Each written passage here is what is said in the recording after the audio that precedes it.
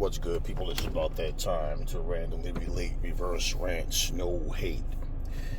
Look, guys, I want to give you guys some knowledge. I want you to hear something for yourselves.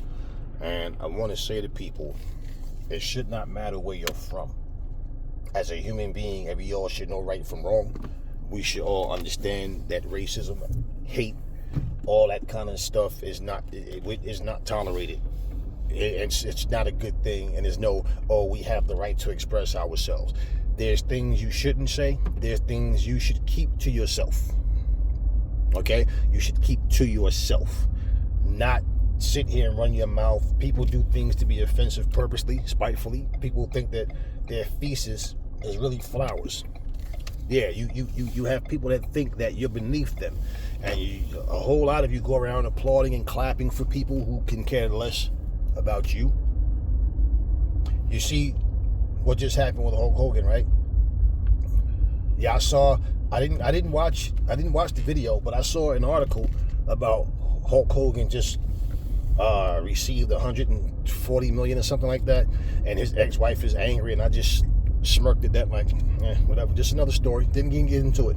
A couple of days ago, I see another video where Hulk Hogan, something he had, some type of advertisement, I don't know if it was for his business or something new he's getting into, and basically a model showed up to help him promote whatever it was he was doing, and it just turns out that she was black, and he didn't know that ahead of time. He took a picture with her, and even his facial expression on the picture, he you know, I mean, you never know. You can catch a person with a face that just, whatever. But he didn't look too comfortable. So now he's being sued because basically, from what I understand, and I didn't even dig into the story, right? But from what I understand of the story, I don't need to sit and hear a whole monologue about, just talking.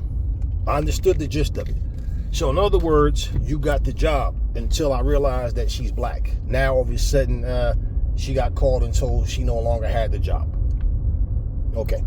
Well, you have people that will, but how do you know it was racially motivated? I know. It's never racially motivated when it's the shoe on the other foot. Okay? It's always the same things. He's the same dude that made the racial slurs before. You think that a person just changed overnight? You think that... No. It comes down a whole lot of times to... I gotta remember to not say certain things on camera in front of people. All right. So, I had to roast somebody earlier. This video will probably upload before that one. I don't know. But listen here.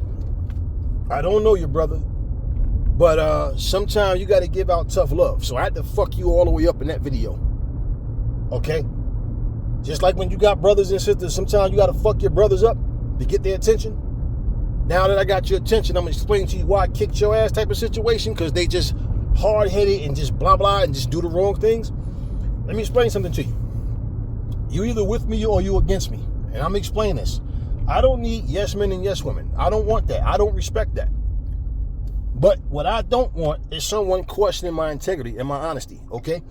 If I tell you something, just because you're not aware of it, and you decide before you do your own homework, you're going to tell me I'm wrong about something. You're going to question me like you sound like one of those motherfuckers.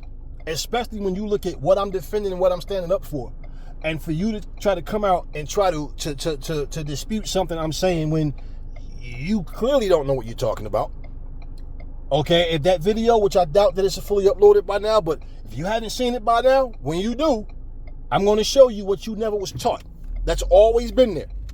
So, with all that being said, you got to understand it's good to hold your tongue when you don't know what you're talking about. Because what you do is, you see, you being on my channel, you have people that would say, oh, look, even your own followers, your subscribers are even arguing with you, whatever, right? I've made that comment towards other channels, content creators as well, for the simple fact that they were speaking falsehood. I'm speaking facts. I show you in this video what you claim wasn't in the Bible. I'm showing you in that video, so you're going to see what you said wasn't there, or the fact that the Bible never spoke about slavery in a good way, oh, you gonna learn today, brother. And so, yeah, I had to kick your ass to let you know. Don't ever fucking question my integrity if I do not know something. Like I said, as far as me slip of the tongue, say the wrong thing, meant to say one thing but said something else, I'm human. That happens. I will never argue or dispute somebody for putting a correction because they know what I meant to say. And yeah, that happens.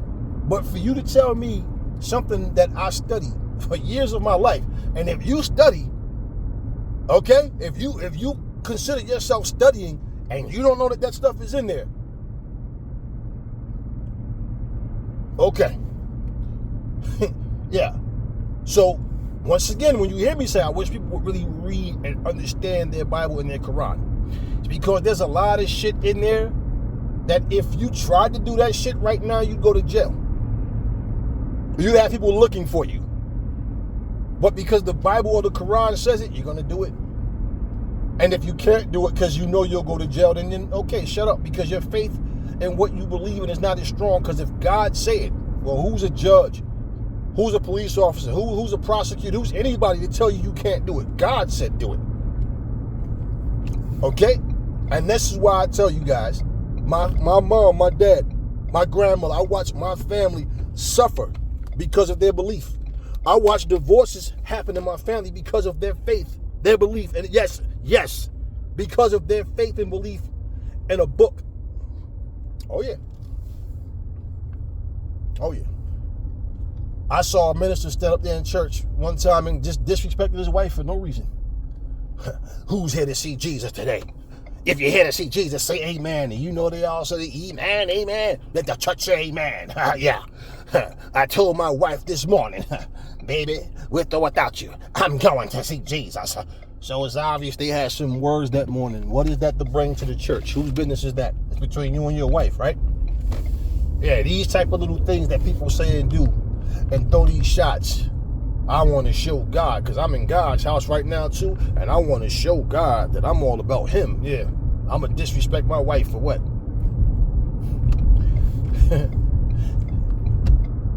I want to play something for y'all, but the area I'm in right now, when I get a little bit further down, I'll play it. Because y'all need to hear this. And I want to make points to you guys to understand something. We've been talking about Ryan Garcia. I've talked about him and Teofimo more recently. And anybody who fits that category, you guys need to understand, this is not about one person, two persons saying, no. This is people that just think like this in general. And you guys don't realize that people are still losing their lives over racism. George Floyd was killed over racism and hate. Anybody that talks that shit, but you know you gotta comply, the man was trying to comply. You gonna comply with somebody's knee in your neck? And then you're gonna turn around. And do all of this defending the cops. But I guarantee you, if it happened to your loved one, you'd be suing those cops. You'd be crying, yelling out, "What is America coming to?" Like people always do. Let's defend the cops in this sense. But yeah, as long as it's not happening to you, I could sit here and show you video after video after video of dirty cops arresting black people unjustly.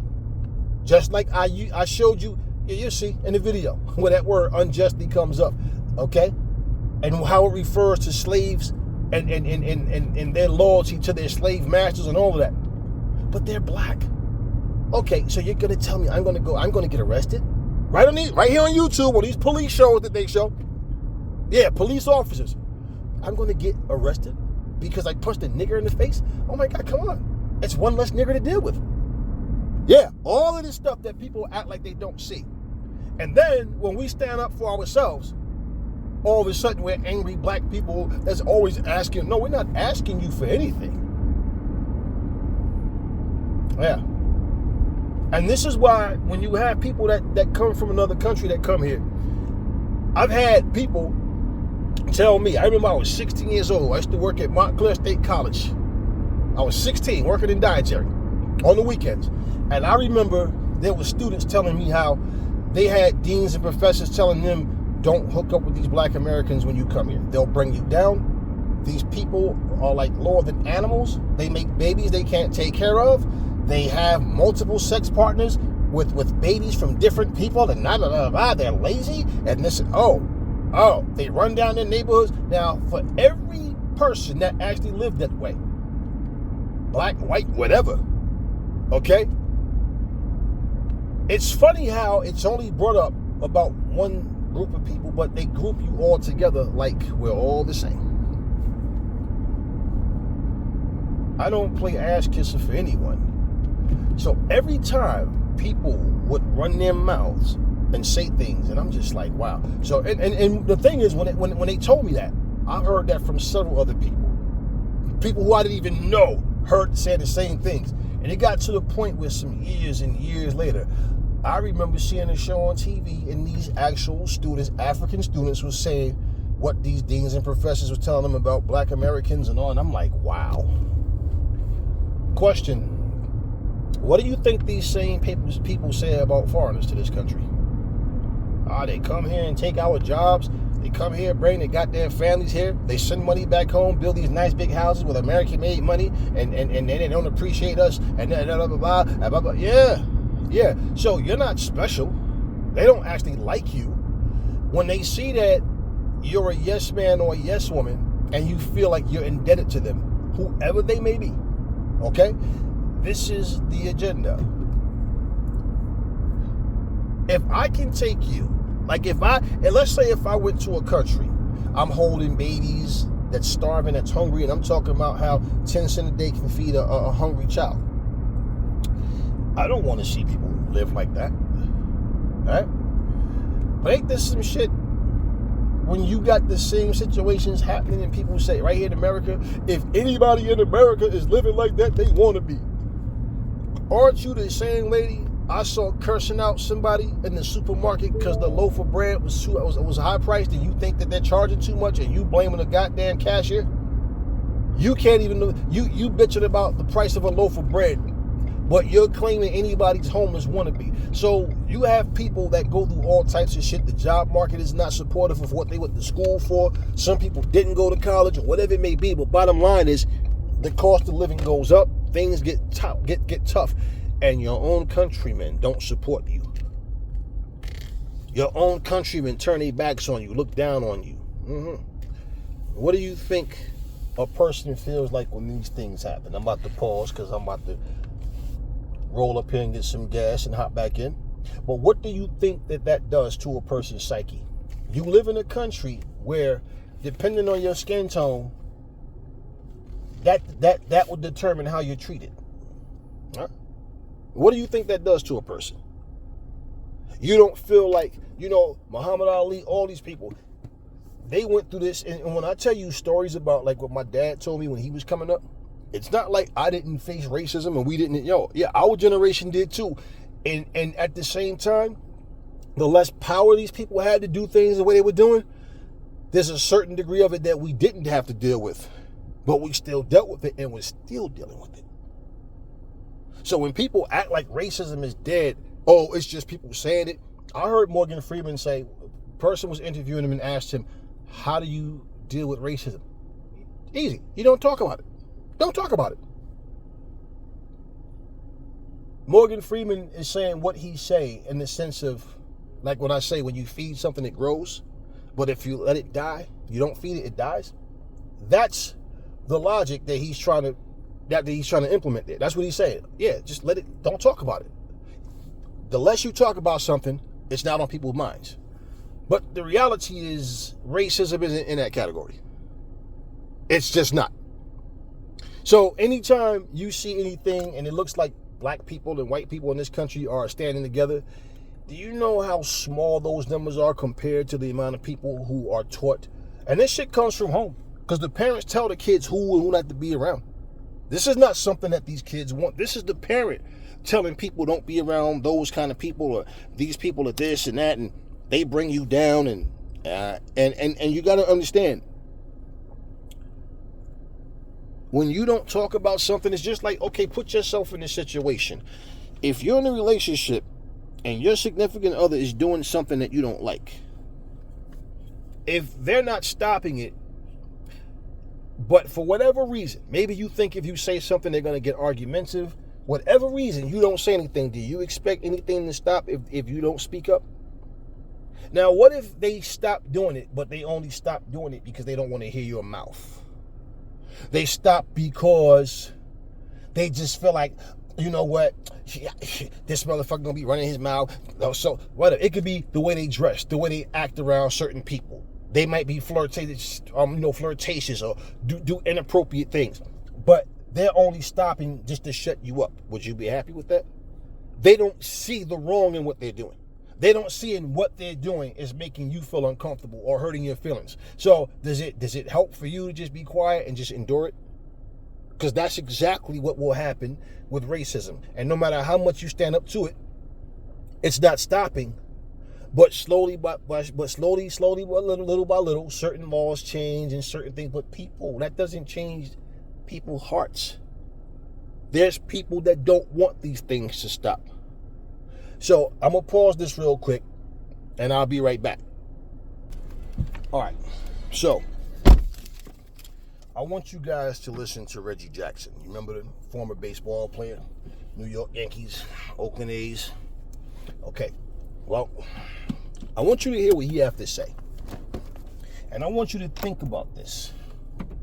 Okay? Because what he's going to tell you, I'm going to speak again after this video. Maybe even during, I don't know. I think I'm in a good spot where I don't have to worry about the buffering situation, but just in case, I don't know. But I want you guys to just really pay attention to what he's saying. Because one thing for sure, when you see an athlete play ball, you see people box, you watch them play football or whatever it is that they do, you know what you don't think about? The racism that they deal with. You don't think about the disrespect. You don't think about any of that stuff. All you think about is the game that you saw. Right? That's all you think about. You're not thinking about what these people are dealing with or going through. And maybe because they're athletes or actors and actresses, maybe you think that they don't deal with this kind of stuff. Oh, they do. They do. And the fact of the matter is, when you look at how long ago these things were, as far as Reggie Jackson being a baseball player and all that, and him telling his story to us, it's like when people speak about things, it's like you're speaking about it from a fan standpoint, but not from a personal standpoint of understanding. And if you are from a place where you don't deal with this kind of stuff, then it's not crossing your mind. So it's easy for people to say, don't even talk about these people because they're a waste of time. Yeah, they are a waste of time. But the time that we're spending educating people isn't wasted time. It's necessary. Because for the people that come on your channel, for one, and then they're trying to defend falsehood. Well, how is that trying to defend a falsehood? I'm making examples off of facts and truth. You're telling me something is not there because you're not aware of it. So it's like, whose side are you on? I'm not telling you to lie for me. I'm not making up lies. I'm not giving falsehood. But what I am telling you is, out of respect for yourself and for me, and for the people of this channel that understands and get and know the truth, you do your homework first before you start trying to challenge something. It's completely disrespectful. I've been in the cockpit of a plane. I've been first class, second class, okay? I don't qualify to be a pilot. If we're in the plane, I got to land, we're probably going to die, more than likely. Unless I get lucky. I don't know how to fly a plane. So when someone has more knowledge of something than I do, I don't feel the need to respond to something if I don't know what I'm talking about. So this is what people need to understand. And this is an era of time where people love to talk, love to deny things, love to assert themselves in things, but don't know what they're talking about. Which is like when I give you examples, like, you notice how if you ever watch reaction videos, and probably the most famous one is the Michael Jordan Historical Bulls mixtape, And it's funny how a person will sit there before they play the video and monologue their ass off and talk all of this shit about how Kyrie Irving is better than Jordan, Kobe Bryant, LeBron James, everybody's better than Jordan. But it's funny that they don't give the same reactions to no other player. They'll watch Jordan. Oh my God. And he had handles too. And he could pass. And he could shoot threes. And he played defense. Yo, I ain't know he had all the... Exactly. But you had so much to say about what he could and couldn't do before you even saw him. So just because you may have seen a clip or two, have heard of him, you wear his shoes, but you're speaking about things you're not aware of. That's what I deal with every day. So when I'm speaking, especially what I'm speaking about and what I'm speaking against, and you come on the channel and want to challenge me, is like, are you with me or against me? Because if I roast you out of tough love to educate you, to get your attention so you understand, you're questioning the wrong person, especially when I know what I'm talking about and you don't. But then at the same time, if you're coming at me to try to be an arrogant asshole, like, even though I don't know what I'm talking about, fuck it, I'm going to say it anyway because I think I know what I'm talking about, then there's no peace there. It's war. And what I do is I clip your angel wings and let you flap and watch you fall to the ground. So, this is why I bite people's heads off. Either they're going to learn a lesson from it, or they're going to try to, okay, he got me that time, and try to wait for something else, and then that's when I just block people because I don't deal with this shit. And I'm speaking against racism, hatred, and all that, and for you to even put your 2 cents in to try to challenge that is like, wow. And you're referring to something that's been in a fucking book, okay? Before I was born, before you was born, but yet you was never, ever put onto these things. Simple. Let's listen to Reggie Jackson. Coming back here is not easy. The racism that I played here, when I played here, the difficulty of going through different places where we traveled. Fortunately, I had a manager and I had players on the team that helped me get through it. But I wouldn't wish it on anybody. Today, there are people in the United States that seek to divide by race, that seek to dominate. We hear again a siren call of supremacy, Confederate flags flying and marching. Reggie Jackson is telling a profound truth here. If a vote for Donald Trump puts him back in the White House because he doesn't believe in voting rights, he doesn't believe in civil rights, he doesn't believe in equality or justice. And all of these words right now is coming from a white American, okay? But that's not this is the one I want. I don't want the narrated version. The law. He believes in retribution. He believes in punishment. He believes in a dark vision of the world. The world that Reggie Jackson is talking about is not very far away. It is June the 21st, 137 days to go. Now, this is not what I wanted to hear, though. This is here. I believe this Life's better when you're under our roof. Because when you feel protected, you're free to enjoy your dreams. Save up to 23% when you bundle auto and home. American Family this Insurance. is just the point I'm saying. Look how long ago this was. But it's still here. Reggie Jackson joining us now. Reggie, great to see you.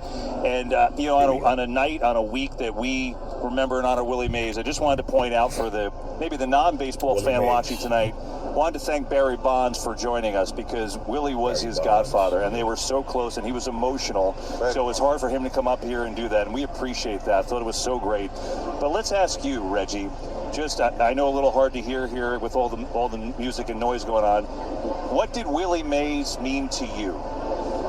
Gosh, I think Willie Mays meant to me the same thing that he meant to most people. He was a Baryshnikov on the baseball field. As far as being given the most skills, you've got Babe Ruth, you've got Hank Aaron, you've got Luke Gehrig, you've got Barry Bonds, you've got Alex Rodriguez. These guys that were gifted all of these skills, but the guy that got the most skills, I believe, of anyone, run, throw, hit with power, defense, as well as baseball instincts. He had 6 rather than 5. Was really a special player. I think that he had a lot of things to say about the game, but at the time when Willie was playing, Hank Aaron was playing, the Willie McCubbys were playing, the Bob Gibsons were playing, they grew up in an era when you had to complain about the game or complain about society, you suppressed it. Today's player doesn't do that. Well, I tell you, you know, Reggie's been like a big brother to me. I don't want to say like a father, but I'm saying a big brother to me. So Reggie, I'm older than you. Are you keeping it real? I just found out. Keeping it real? So Reggie, you always send me random texts. But I'm going to read. I asked you if I could read this. You sent me this text the other day. You said about Willie. He was at the very least one of the greatest of all time. We all wanted to be like Willie. When one played against him, you got caught up in watching Willie. He was pure baseball. My all-time favorite. Loved the guy. I wanted to be like Willie. Tell me what it felt like coming up watching Willie Mays play, and what made you want to be like Willie, outside of just his athletic ability. You know, you could see that the love of the game was in Willie Mays, Derek, and the way he went about it when you saw him in spring training. I learned to wear my uniform the way Willie Mays did. I didn't have the long pants and the feet, the heels over the spikes. I learned by watching Willie Mays. He was the first guy to get his uniform tapered. He and Mickey Mantle. But the way that he showed the love of the game, the way he respected the game, even when he had a complaint about what may have been going on with. And let me just say, while I'm not skipping right to the point, the main point, okay, of what I want you guys to hear, I want you to hear all of this, because for one, for the people that grew up watching him, it might bring back memories, and or you heard of him, but maybe you haven't heard of him or don't know. When you hear all of this, and then to hear what he was having to deal with while he's playing and having the love for this game and this sport, and having people hate him simply because he was black. Didn't do anything to these people, don't know these people, but simply because he's a black player, a black man, this is what he dealt with.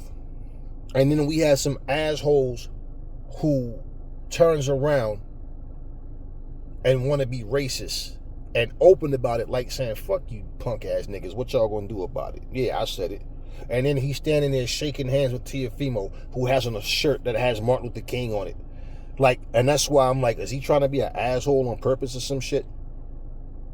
You know, I point these things out because a lot of times people see things and they don't pay attention. One of the family told me, like, yo, I didn't even pay attention that he had Martin Luther King on his shirt. And this is what I'm saying.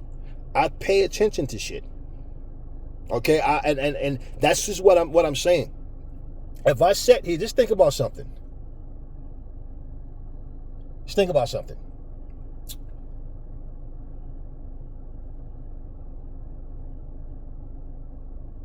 If I sat here and said some shit like, fuck Chinese people, fuck them little slanted-eyed motherfuckers, because that's the slurs people say about Chinese people, right? Fuck them little rice motherfuckers, they always making fun of the way they talk and all, right? And I say all this shit about Chinese people, okay, or somebody who's a friend of mine say all of that shit, and even me, I make racist comments, man, fuck that, they want these Chinese fighters, fuck them, they can have them or whatever, right? Then all of a sudden, I'm standing there being interviewed with a shirt with Bruce Lee on it.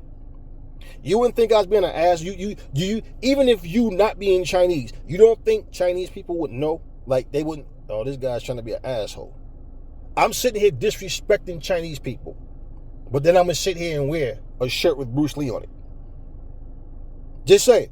And see, understand, of all black people that you could have had on your shirt, why Martin Luther King, who fought against racism? And this is what I'm saying. So you not being black, if it don't hit you, you don't have to be black to understand common sense, right? But you don't think about it or feel it the way a black man or a black woman would. And that shows you, that's why people don't understand and why you have to keep your foot on people's neck. You don't let people slide with that kind of shit. So after all of this, and when you hear what Reggie says, it should hit home even more. minorities or whatever. In his era, Derek, you didn't speak about it. He loved the game so much that he refrained. But my admiration for him was how he went about it and how he showed people like me. Refrain. They even want people, content creators alike, to just, like the people, like the Keyshawn Davises that's giving him a pass. Other people, yo, you on some fuckboy shit, but you still my nigga, I still fuck with you, but yo, just leave my race out your... Come on, man. It's like, seriously? Nah. Following him how to play. I would say to a guy that had a chance to play with you, or you, watch him. You'll learn a lot. When you think about baseball greats, you think about him, think about you, think about these fellas. When you first got inducted into the Hall of Fame and you saw that gentleman out there, what was the first impression coming out of you? For me, the Hall of Fame was a goal that you cannot plan. I don't think any of you guys that are here in the Hall of Fame, the guys that just walked off here, Hall of Fame players as well, Barry not in, but Hall of Fame player. You can't plan getting into the Hall of Fame. You have to play for 17, 18, 20 years, which all you guys did here, sitting up here. You played 20? Yeah. And just go out and be committed, have a strong constitution, honor the game, and honor your opportunity, and play against the guy you see every day in the mirror.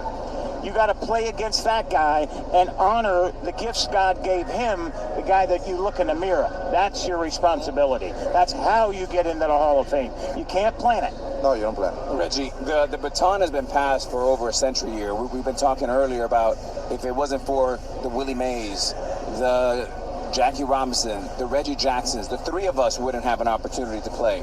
How emotional is it for you to come back to a play that you played with one of the greatest teams around? Alex, when people ask me a question like that, it's like coming back here is not easy. The racism that I played here, when I played here, the difficulty of going through different places where we traveled. Fortunately, I had a manager and I had players on the team that helped me get through it. But I wouldn't wish it on anybody. People said to me today, I spoke, and they said, you think you're a better person, you think you won when you played here in Concord. I said, I would never want to do it again. I walked into restaurants and they would point at me and said, can't eat here. I would go to a hotel and they said, can't stay here. We went to Charlie Finley's country club for a welcome home dinner, and they pointed me out with the N-word. He can't come in here. Finley marched the whole team out. Finally, they let me in there. He said, we're going to go to the diner and eat hamburgers. We'll go where we're wanted. Fortunately, I had a manager, Johnny McNamara, that if I couldn't eat in the place, nobody would eat. We'd get food to travel. If I couldn't stay in a hotel, they'd drive to the next hotel and find a place where I could stay.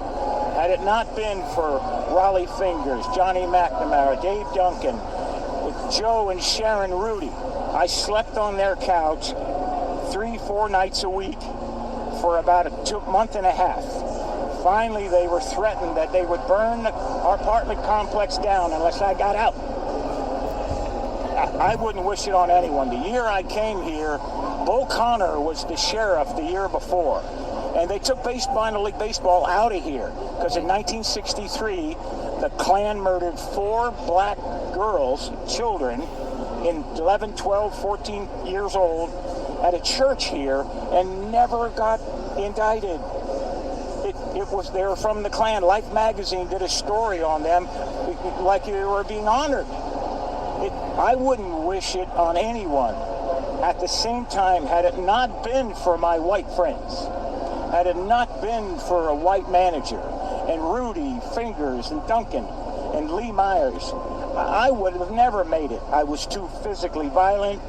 I was ready to physically fight some. I'd have got killed here because I'd have beat someone's ass, and you'd have saw me in an oak tree somewhere. Reggie, I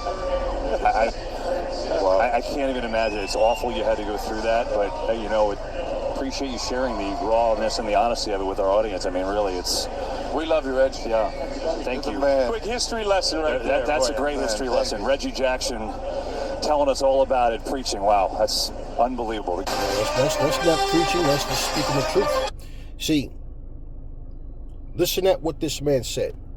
And I go back to my original question. How many of you think about the racism, the hatred that this man and anybody else had to deal with back then?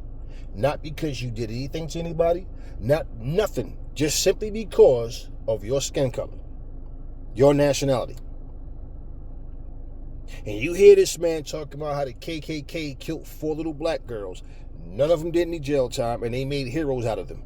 And I hear some racist fucking prick like Ryan Garcia, like Teofimo Lopez, his fucking father, anybody else who support them, talking about, I want to join the KKK. Oh, let's dig up George Floyd so we can kill that nigga again. And I hear this kind of shit, and you think that shit is going to make me go, I just hope he gets up. Fuck Ryan Garcia.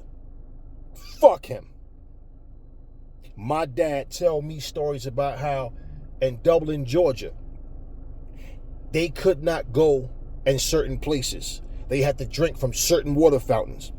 They go into a restaurant where now it said a sign that says niggers are now allowed.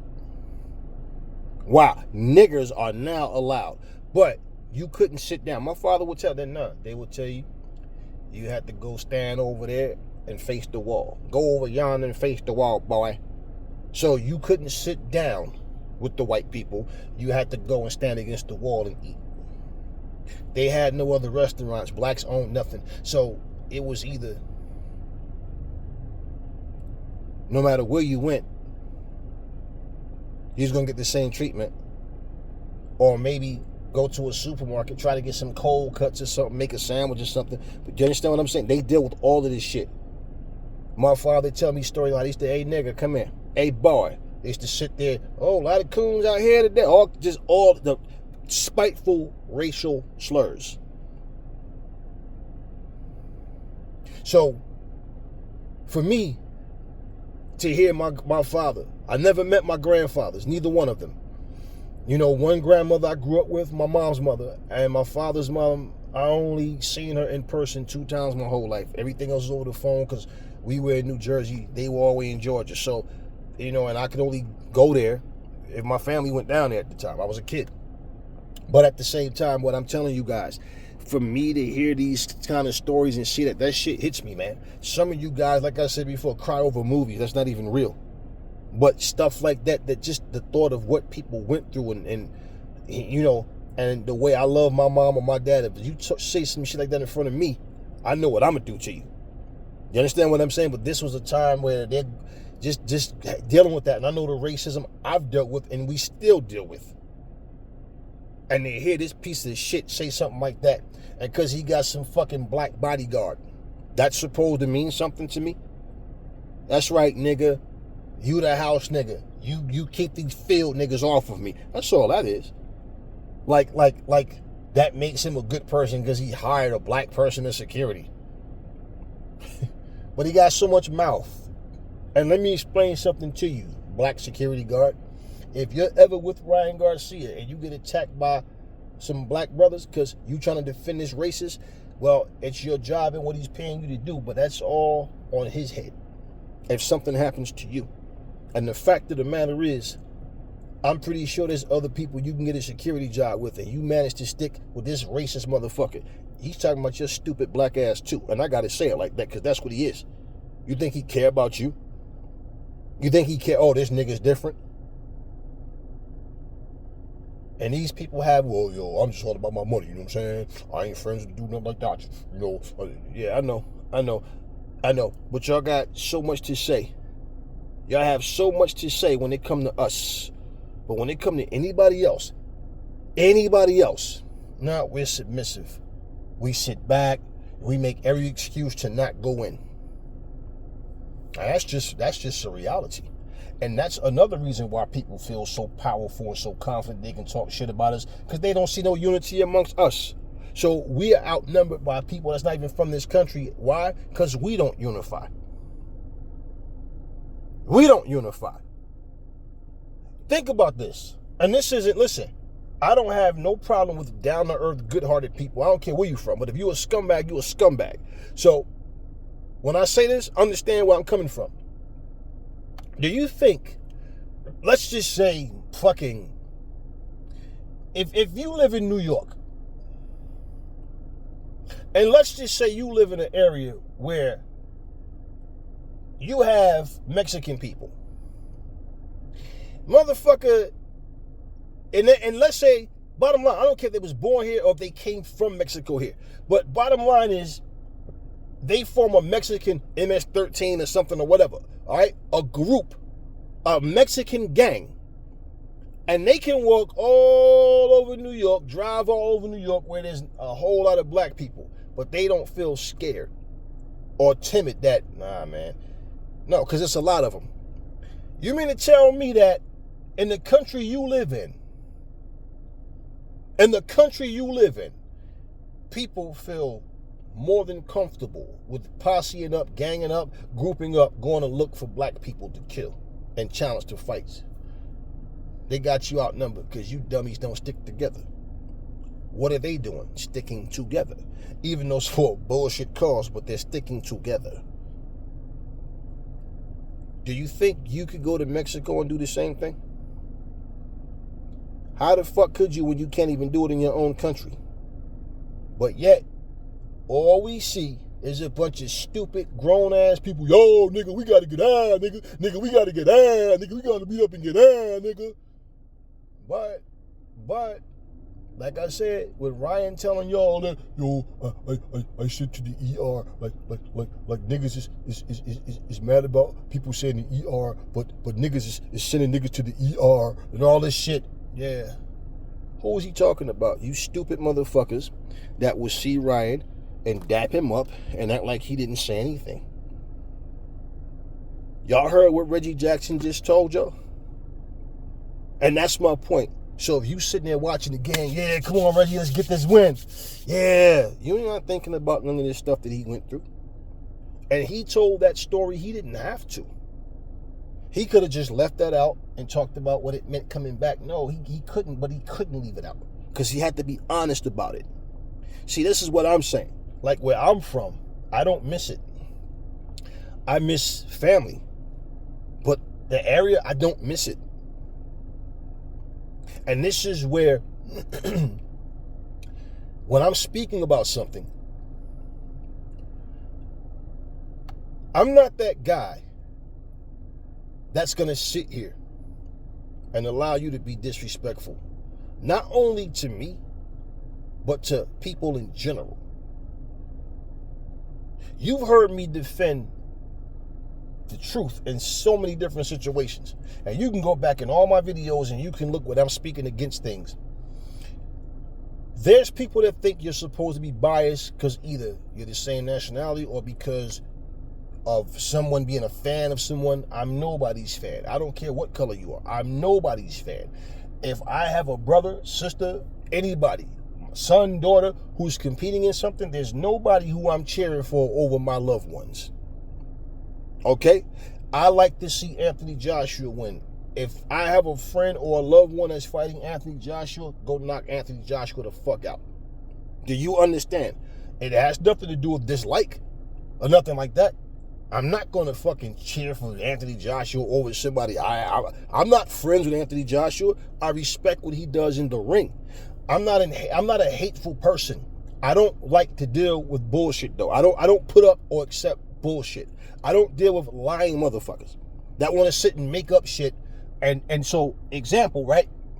For every time somebody make a claim, and then I just know, you get that, you just innately know certain shit, like, because it just doesn't add up.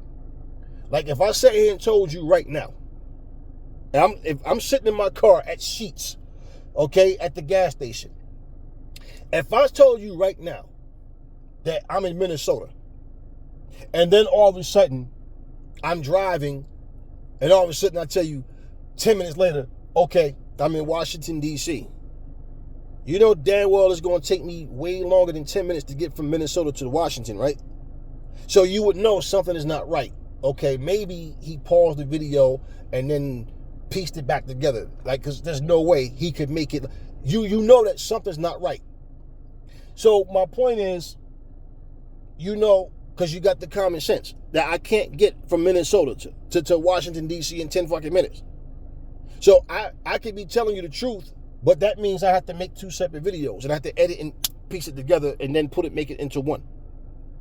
But if I sat here and told you, nah, man, I didn't edit anything. I just drove from Minnesota to Washington in 10 minutes.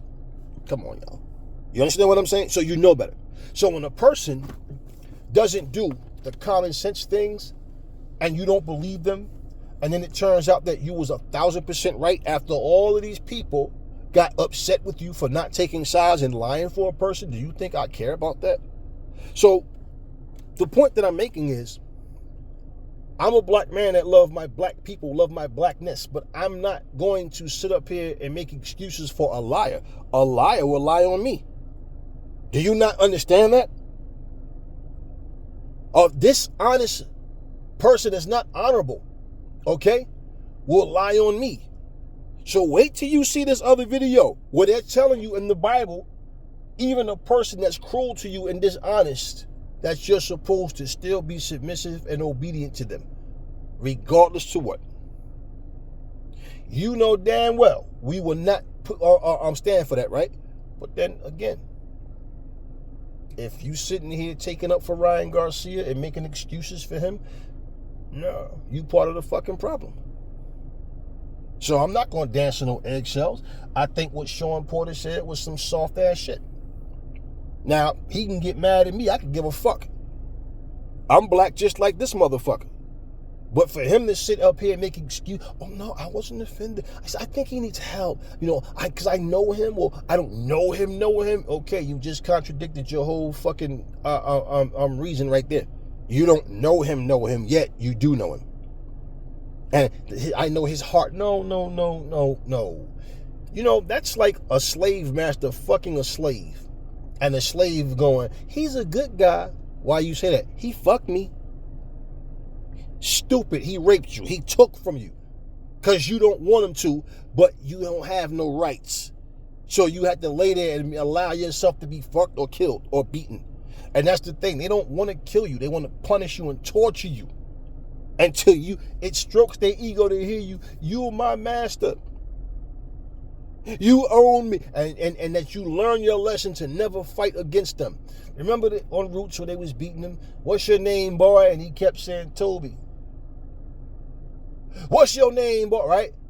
So no, I want to control your mind. So when he yells out Kunta Kinte, do you understand what I'm saying to you though? Or however it went, but no, whichever name he was, he was saying. The bottom line is they wanted him to say what they wanted him to say. We're going to beat you into saying it.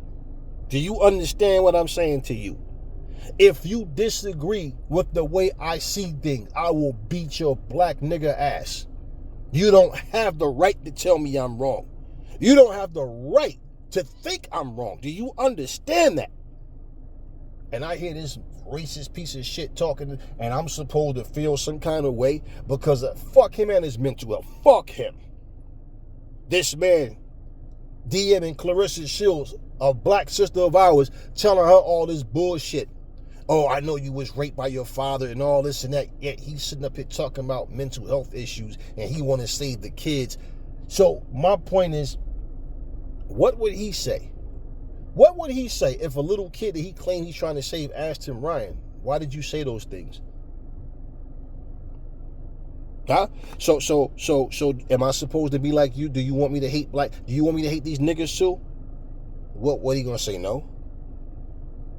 Well, is he going to admit to them that he's wrong? So quick to be submissive and give somebody their way, but so quick to want to attack each other. And my thing about it is he's saying this shit. Ain't this motherfucker out in California? Yeah, where all these motherfucking gangbangers live. But y'all motherfuckers so tough when they come to each other. Yeah, just like I said, y'all won't do that. I remember when B-Real and Ice Cube had their beef, and B-Real was saying like, yo, no, like, yo, be like I told Q, you don't want no beef, bro. Like, I got too many Latinos, man. Oh, then he, like, you know what I'm saying? Like, I got too many Latinos. Notice, I have too many Latinos. That was B-Real's words. Who's B-Real's partner? Black dudes. My point is what? Let's imagine a group of Latinos talking shit. This nigga don't want no smoke. Fuck that nigga. This is a Latino. Okay, notice what B-Real's choice of words was. I have too many Latinos. That was B-Real's words. I have too many Latinos. Not I have too many people. He specified I have too many Latinos. So point is, if B-Real and this other black dude is cool like that, he's too stupid to understand. I'm uniting with my Latino brothers to beat up your black brother. But you my mans though, so you supposed to ride with me. Don't matter that he's black. Okay, do you think that B-Real would go and roll on his Latino people for you? Do you think that's how that would go? If B-Real don't have a personal issue with that person, 10 times out of 10, the most B-Real gonna do is say, yo, listen, let me talk to the dude. Do you understand what I'm saying? See, but this is my point. You have to understand who's who. And when you live a stupid lifestyle, you don't think about shit like that. Yo, but you gotta ride with your mans though. But if that's your mans, know what I'm saying? Do you remember they had an episode of Versus Battle, and it was Ja Rule versus Fat Joe? And here's a 50-plus-year-old man who opened his mouth and said, yo, where the fuck you find them dusty-ass bitches, yo? Talking about two black women. You gotta go to crack house to find them fucking dusty-ass bitches. Okay. All Ja Rule managed to say was some shit like, yo, I'm surprised at you, Joe. And then talking about, yo, Joe, I still love you, though, and all that shit. Because what? Because I really know Joe, he not like that. No. You know how you can connect people? Song and dance and laughter. You can make people laugh. They might be fond of you simply just because of that, because you're funny. You can make them laugh. Oh, this motherfucker. Oh, that beat is undeniable. Oh, that song is, right? That don't mean they like you or accept you as people. To see you as an equal. Hold up. He comes out there. He gives, what's her name, Remy Ma a Birkin bag, and the other chick a Birkin bag. But was it Lil Ma or Lil Mo or whoever? And he referred to them as dusty bitches. Grown ass fucking man. And he's referring to them as dusty bitches.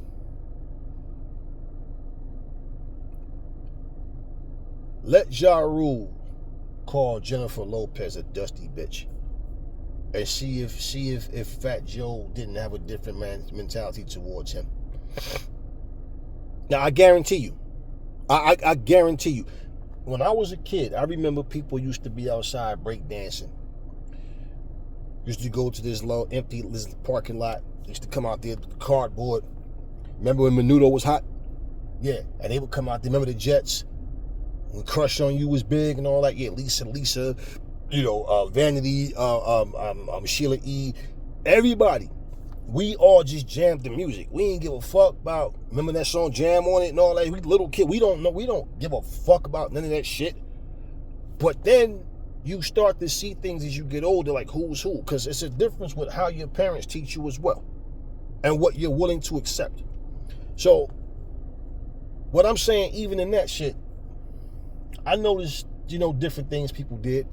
How certain people show their true colors, and how it was one of these things where, like, let's not play games. There's times where you can date someone that's not your nationality, and deep down their family don't like it. And then therefore, dudes who you thought you was cool with, now all of a sudden they start acting funny. But they know that you ain't no bitch, so they just deep down inside they don't like that shit. I started seeing a whole lot of shit, and I knew. Like Eddie Murphy said something the other day.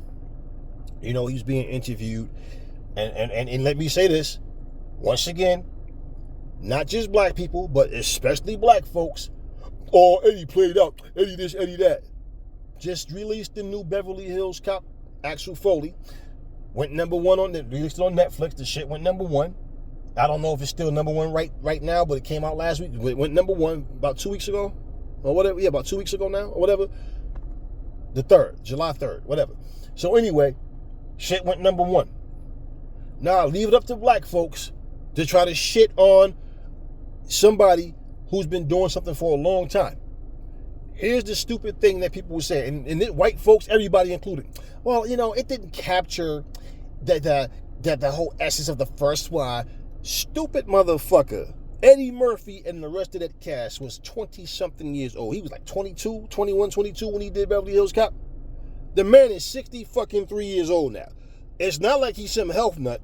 Do you fucking think he's going to do shit the same way, or any of them for that matter?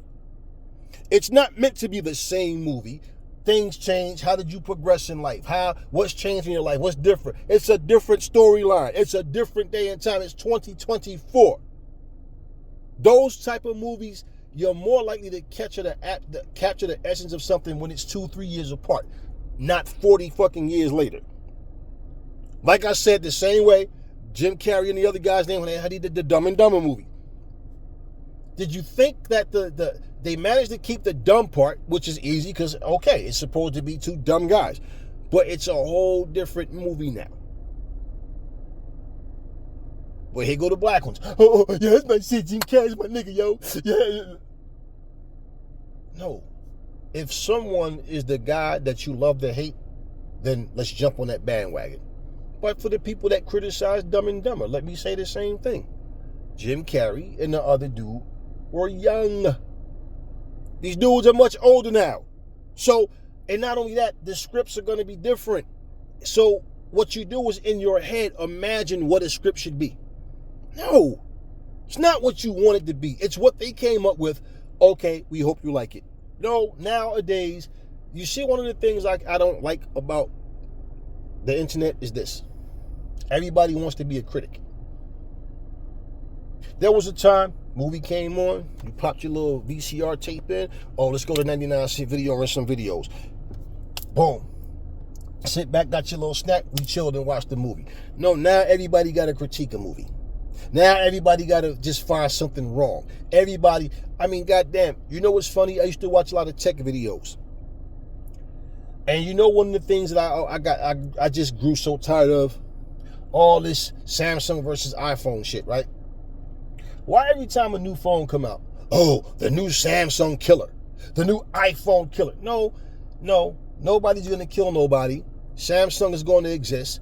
iPhone is going to exist. Every other company comes out, however they're able to hold their own and how long they can stay afloat. Bottom line is the only thing that's going to kill another company is the company itself, because they either have the budget to give you quality products that people can enjoy at an affordable price, because you can't price your phones at the same type of price that Samsung and Apple price their phones, yet you're giving less.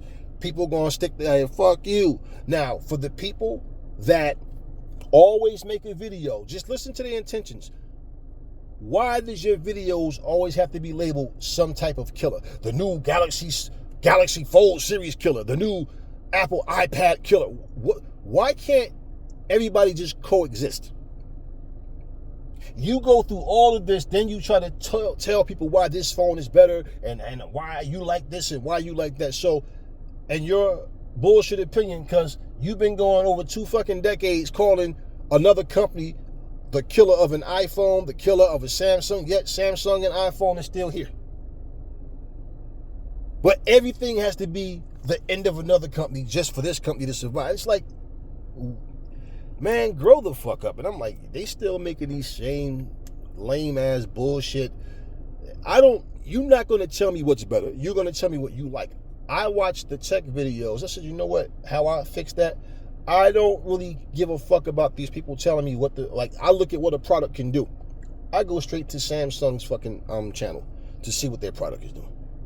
Because these content creators make everything about a competition. I don't give a fuck what Apple has. I don't care about what Apple is doing.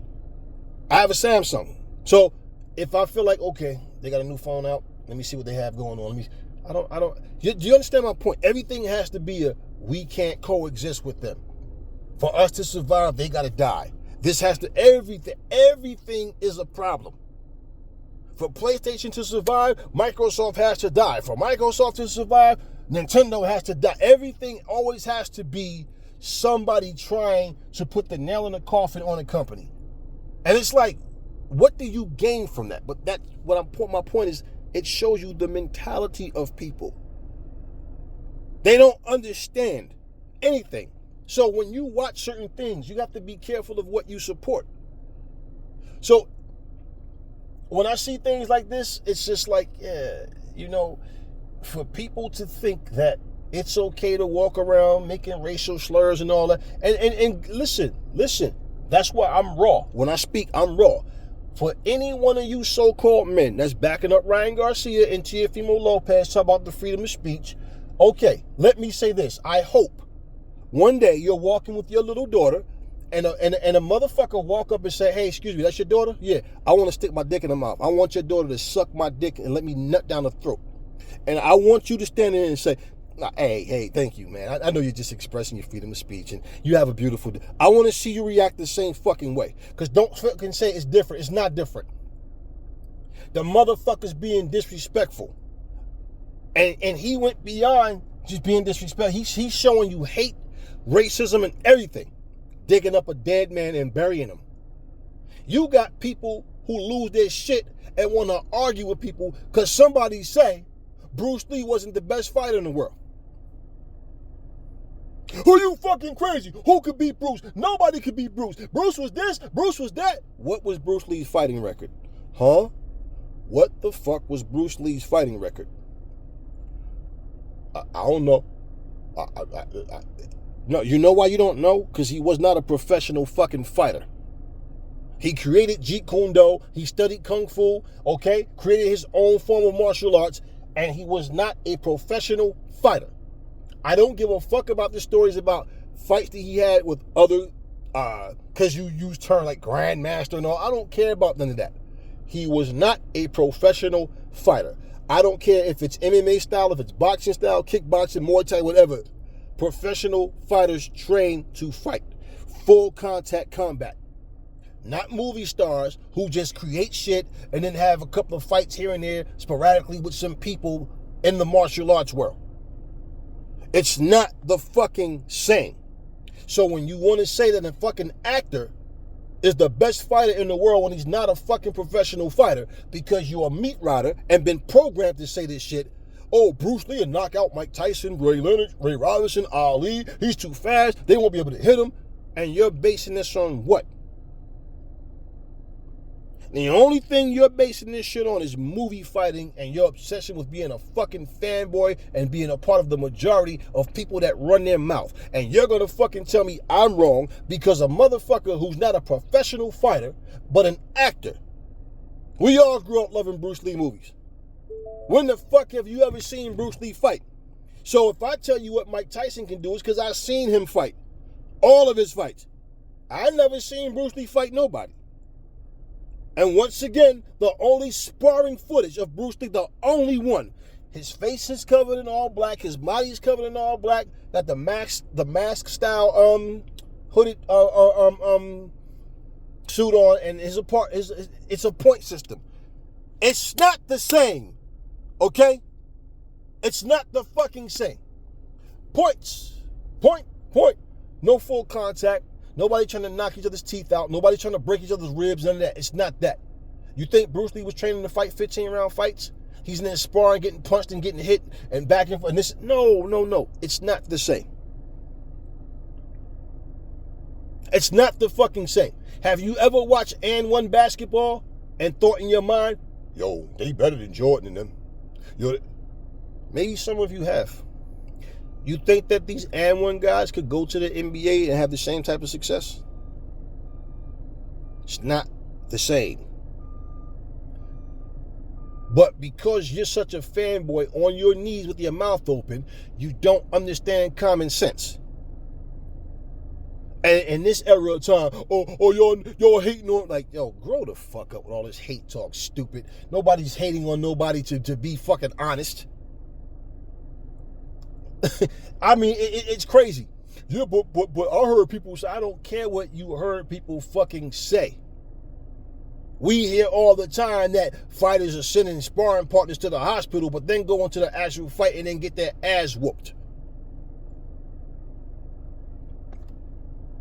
There's certain things, especially in the martial arts world, that people feel like it's blasphemy. You're not supposed to say this or that. It's disrespectful.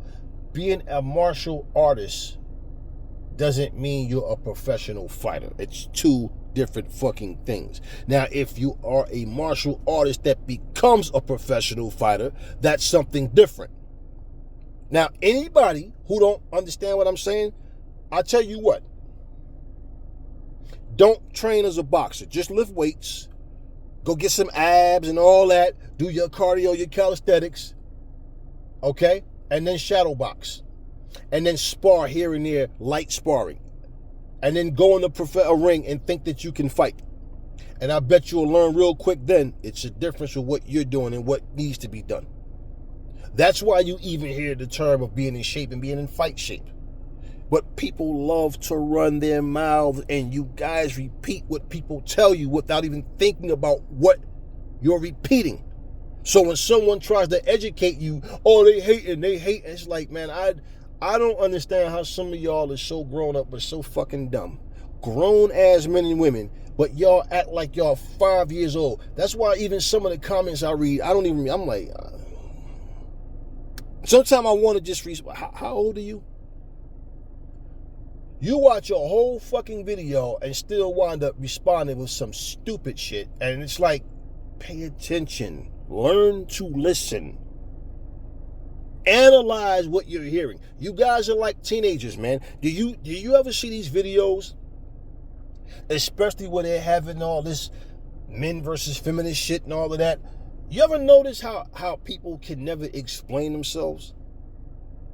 But they're always trying to argue. They just basically listen just so they can respond. And they talk so fast. That's always the sign of an arrogant motherfucker. Guys say something like, so wait a minute. You're saying that you want equal rights as men, right? Yes. And because, okay, wait, relax. One at a time. One question at a time. I asked you one question. Okay, wait. So, if men and women should have equal rights, do you agree? Let's say we work in the warehouse. If we're getting the same pay and you're saying you can do the same thing that men can do, like women can do the same thing men can do, that means, okay, if there's a box or something that you can't lift, you shouldn't have to come to me to help you because you can do the same things that I can do. So if I'm helping you every few minutes, I'm doing more than what I'm supposed to, but I'm getting paid the same money as you. So is that fairness and equalness? But you gotta understand, see, because men don't like, damn, slow down. Dude, you're weird, bro. You're weird. I can't deal with this. They're so angry and so bitter. They get so frustrated. Why? They don't care about rhyme or reason. They just want people to agree with them. And they feel better when someone says, yeah, I agree with you. Yeah, you're right. What they don't understand, the man is not even telling you, I don't think you guys should have equal rights. What he's telling you is, I need you to pay attention to what you're saying.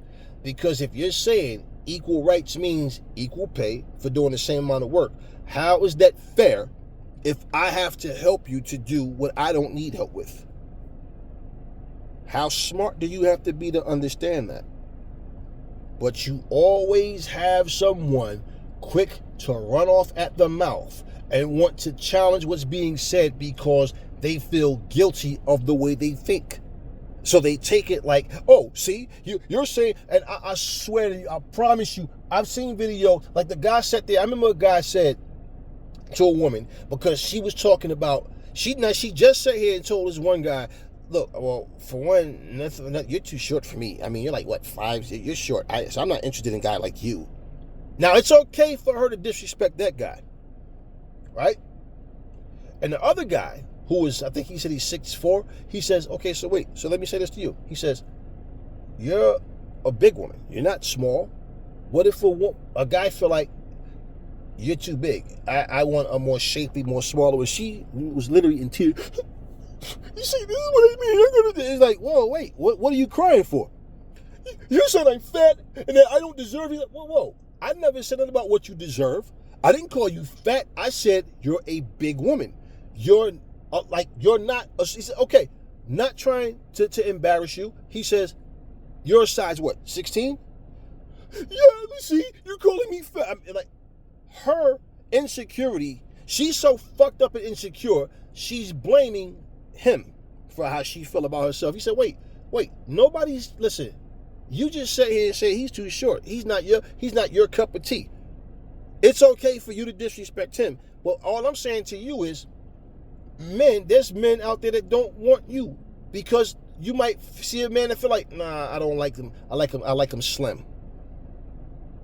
They might not like your personality, you as a person. So what I'm saying is, all you keep talking about is what you want and what you need and what you don't want to put up with it. But you're not one time have you said anything in regard to the man and what he feels and how you're there to be to take care of his needs and make sure that you're being an equal partner. Everything is about you. But you said I was fat. And I'm like, no, it's not what he's saying. It's her. Okay? It's her. People hear what they want to hear. And they respond to things so immaturely and so ignorantly. So bottom line is, you're insecure about yourself. Okay?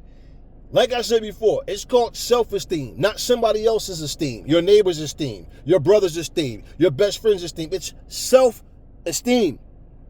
And you don't feel good about yourself. So bottom line is, you wanted to come up there and vent and say hateful, little meaningful things, but nobody can say the same shit back to you. So at the end of the day, no, you're that type of female that's going to sit there and interview a guy. So where do you see yourself 10 years from now? Well, okay, I don't want to have to work. Wait, right now, you're 100% independent because you're single. Once you settle down with the man, you don't want to have to work anymore. He's going to pay all the bills while you run around and shop and chill and do whatever it is that you want to do, but you're going to grace him with your presence. So you don't even know how to treat your husband as a husband, but as some customer that's lucky if you feel like playing his number today. You're like a scratch off. If my number come up, then yeah, if you hit the right number, then maybe we'll, like, who the fuck are you? So bottom line is this, right? You might not be the most attractive motherfucker in the world to a whole lot of people.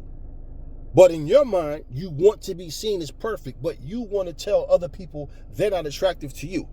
And not only that, your attitude basically is like you want to feel entitled. Well, take all the makeup off, all the fake hair, the fake nails, and strip butt naked. You probably look in the mirror and break down and cry the same way because you don't feel attractive. So you need someone to constantly tell you how attractive you are. And the flip side to that is you carry yourself to be very conceited and arrogant because you want to feel like everybody wants me. I can get anybody I want. But when you cater to that shit and start trying to make them feel good about themselves, that's on you. I wouldn't have tried to comfort her. I'd have told her, well, first off, I didn't call you fat, but you are on the big side. You're not small. Let's face it. You just told a man 5'8", he's too short, he's not your cup of tea.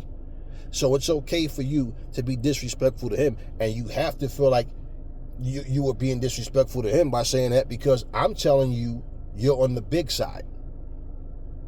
You might a man might want a slimmer chick. He might want a chick with a six-pack. He might want a chick that's well-toned. You're none of those. I'm not telling you that to make you cry. That's up to you to understand what I'm saying. We're grown adults here. I'm not going to sit here and sugarcoat and cater to that shit.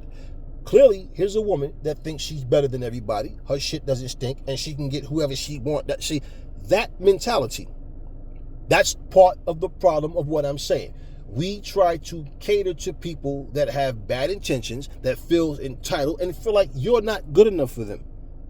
Just like when I'm saying, when you hear people talking about, just say for example, if there's a fighter right now that has $800,000, right, in his bank account, to somebody that have like 180 million,